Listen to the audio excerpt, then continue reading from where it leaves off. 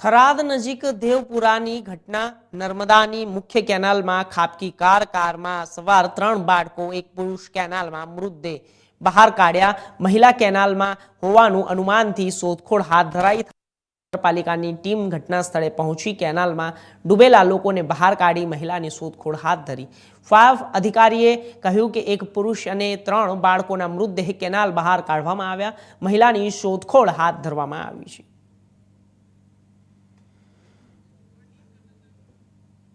तो आपने जणावी दीए कि 3 बाळको साथे અને એક પુરુષ કેનાલમાં મૃતદેહ બહાર કાઢવામાં આવ્યો છે। થરાદ નજીક દેવપુરાની ઘટના સામે આવી છે। નર્મદાની મુખ્ય કેનાલમાં ખાબકી કારમાં સવાર 3 બાળકો એક પુરુષ કેનાલમાં મૃતદેહ બહાર કાઢવામાં આવ્યા મહિલા કેનાલમાં હોવાનું અનુમાનથી શોધખોળ હાથ ધરાઈ છે। થરાદ નગરપાલિકાની ટીમ ઘટના સ્થળ પર પહોંચી કેનાલમાં ડૂબેલા લોકોને બહાર કાઢીને મહિલાની શોધખોળ હાથ ધરી છે।